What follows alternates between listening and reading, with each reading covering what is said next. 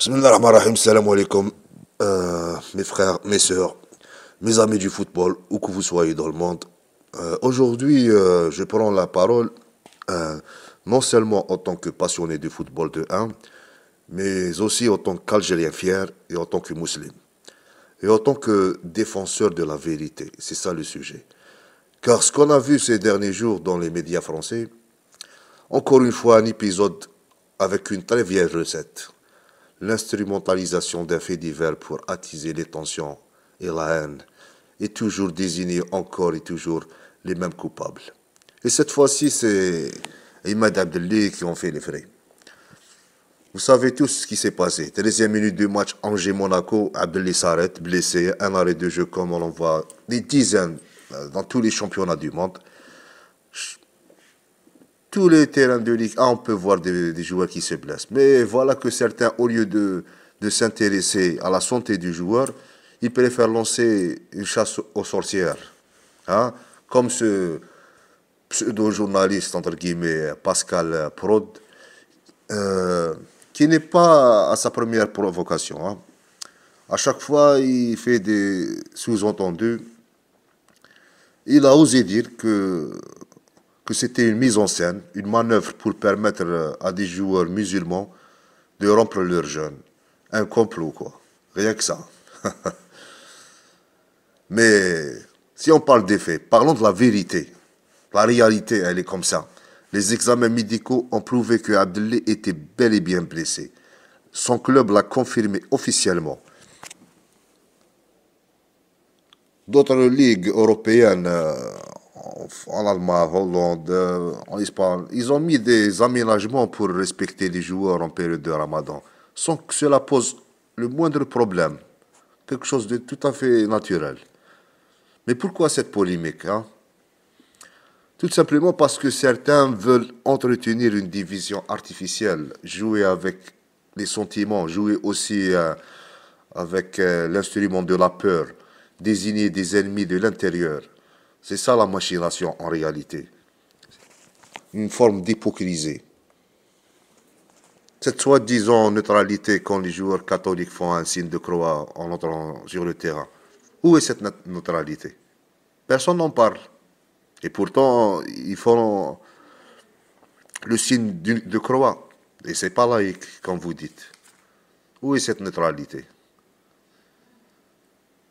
Quand c'est pour le confort de tous, il n'y a aucun souci. Mais quand il s'agit de musulmans, tout devient un problème. Tout devient un problème de neutralité, comme vous le dites.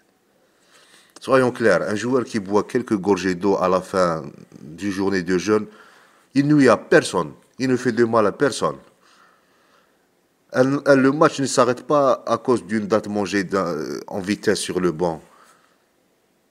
Et le respect des croyances ne met en danger ni le football, ni la République, ni la laïcité, ni la vie des gens. C'est juste une croyance personnelle qui ne fait de mal à personne. Et ceux qui prétendent le contraire, comme celui-là, Pascal Prod, naturellement, ils ont un agenda très bien clair. Diviser, stigmatiser, faire du buzz sur le dos des minorités, essayer de diffuser une peur ambiante dans l'atmosphère. Alors à toi, Pascal Prod, journaliste, et à ceux qui voient dans chaque joueur musulman une menace cachée, vous êtes des comiques. Sincèrement, vous êtes des comiques. Et je pense que les gens en ont assez de ces histoires. Le football, c'est un sport de passion, d'union et de respect. Si l'Angleterre, l'Allemagne, l'Espagne, pour ne citer que ces pays, peuvent respecter leurs joueurs musulmans, alors pourquoi pas la France? Pourquoi toujours cette obsession à vouloir exclure, à vouloir humilier, à vouloir diffuser la haine pour tous ceux qui ne rentrent pas dans votre vision rétrécie du monde? Vous avez une vision très rétrécie du monde. Eh oui. Nous, on continuera en tout cas à supporter nos joueurs, à les encourager et à être fiers de nos racines et de notre foi. Alhamdulillah, nous sommes musulmans et nous sommes fiers de ça. Vous pouvez continuer à cracher votre venin sur vos plateaux de télé, à chercher à faire des polémiques là où il n'y en a pas. Il y a une seule chose à dire, c'est que l'histoire, elle va juger qui était du bon côté. Le football doit rester un espace de fraternité, pas un champ de bataille idéologique, et en plus avec des mensonges et des accusations infondées.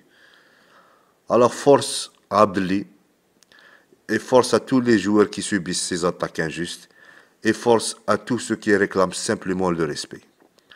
Voilà mes amis, c'était ma réponse à ce journaliste haineux et, et complètement à côté de la plaque. Vraiment, hein. Normalement, il doit demander des excuses aux joueurs après que le club a mis en lumière sa véritable blessure. Merci d'avoir écouté. Assalamu alaikum wa rahmatullahi wa barakatuh.